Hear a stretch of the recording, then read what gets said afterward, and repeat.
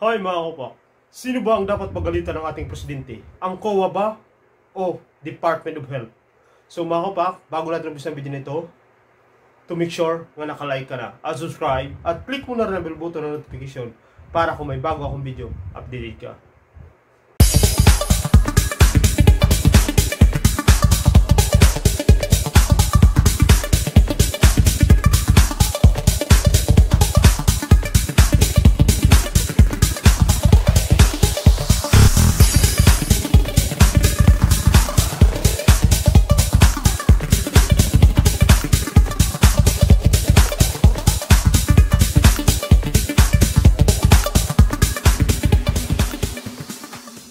Mga kaupak, hindi nagustuhan ng presidente ang ginawang annual report ng COA o Commission on Audit. Mga kaupak, sino ba talaga ang dapat pagalitan ng ating Pangulo? Ang COA ba o ang Department of Health, DOH? Mga kaupak, kung ikaw ay talagang diretso ang tinatahak mo, siyempre ang dapat mong pagalitan ang Department of Health. Kasi mga kaupak, sila yung sila ang nag-expenses, sila yung nag-shoulder. Ang COA, walang kasalanan. Ginawa lang nila ang tungkulin nila sa batas. So mga kaupak, karapatan ng presidente kung sino yung kanyang gustong pagalitan. Pero walang magagawa rin ang presidente kung talagang ilalabas ng COA ang kanilang report. COA is Commission in Audit. Kasi po mga kaupak, ang COA ay constitutional body yan. Hindi yan basta-basta nakakasuhan katulad ng sinasabi ko lagi sa aking mga vlog. Constitutional body, it's mean sa batas, impeachment ang mga mga kaupak, ang katapat niyan. Hindi yan yung para katulad natin na ordinaryong tao, na regular court lang. So mga kaupak, ang mga top officer dyan ng COA, hindi yan nakakasuhan sa ordinaryong court. So, kahit sila, pagalitan ng presidente, kung ang COA ay ginawa na lang nila ang kanilang tungkulin sa batas, wala dapat ikabahala ang COA. Kasi mga kaupak, ang batas na yan, ang COA, Commission on Audit, ginawa yan para sila yung bumusisi sa lahat ng expenses ng ating buong gobyerno, mga kaupak. Ngayon, kaya ginawa yan ng batas sapagkat para makaiwas ang mga iba't ibang department of government na under ng Office of the President na makaiwas tama dapat ang paggastos mo, mga kaupak. Ibig sabihin mga kaupak, kung ikaw ay nasa isang department ng isang government, sabihin na natin LTO, di ba, government din yan, Department of Transportation, ang gastos mo, nilalagay mo sa tama, sapagkat alam mo na ang ginagawa nyo, mga expenses ninyo ay chinichikya ng COA. Kaya nga audit Commission in Audit. So mga kaupak, tama lang ang ginawa ng COA. Kasi tungkulin ng COA, ng mga top officer dyan, na iulat nila sa bayan ang kanilang report. Sapagkat sila ang inatasan ng batas para i-audit ang pera ng taong bayan. So ang mga kaupak, ang mga top officer dyan sa COA, wala dapat ipangamba kasi hindi sila nakakasuhan basta-basta. As long na ginawa nila ang tama sa kanilang tungkulin. So ngayon, ito namang DOH, nagpapaawa ipik. Ginawa lang ng COA ang tungkulin nila. Kaya dapat gawin nyo rin ang tama. Ngayon ang presidente, nagalit siya. Pero kung titingnan na mabuti, kung talagang aware ka sa politics, aware ka sa bayan, bakit magagalit ang presidente? Itong tungkulin ng COA na iulat sa bayan kung ano yung mga nagastos, ano yung mga department ng government na ginastos ng tama yung pera ng taong bayan o yung buwis na binabayad ng mga tao, di ba? Tama lang ang ginawa. So ngayon, ikaw kung official ka ng government, kung kahit anong department ka, DILG, DENR, DOH, kahit anong department ka na under ng Office of the President, actually, lahat na department ng government, lahat yan ay nasasakupan niya ng Office of the President.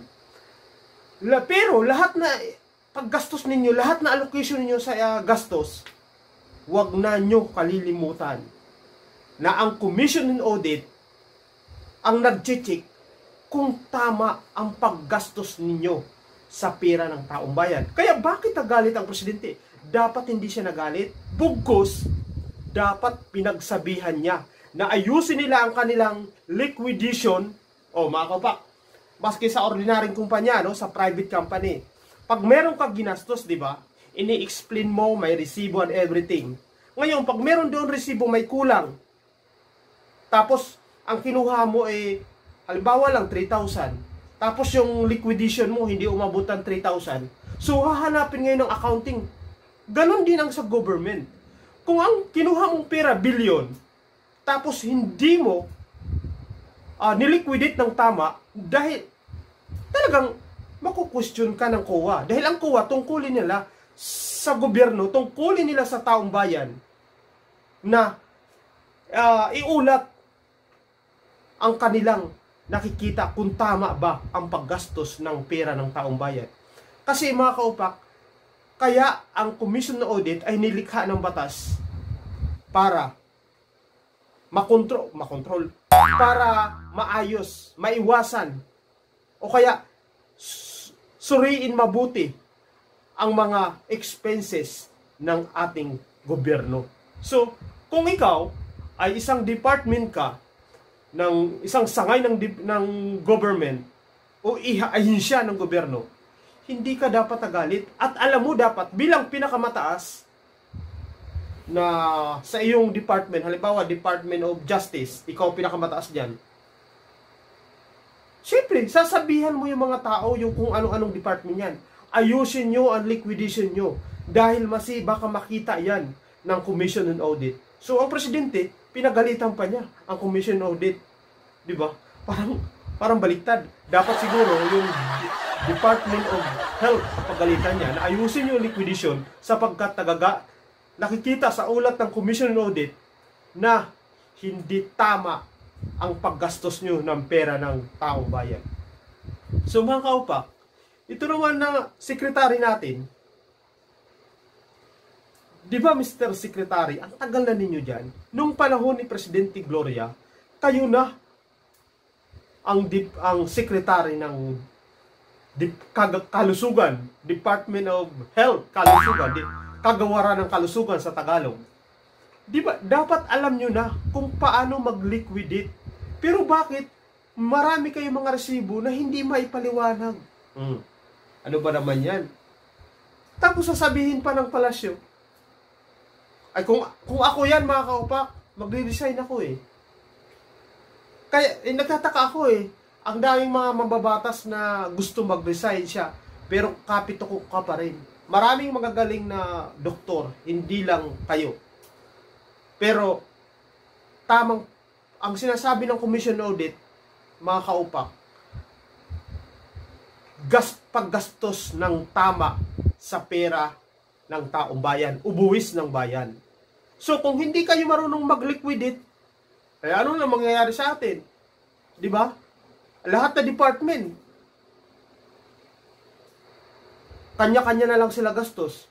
So, useless ang Commission on Audit. Kaya siya ginawa, kaya ang Commission on Audit nandyan para i-supervise, i-regulate ang gastos ng lahat na ahensya na sa gobyerno.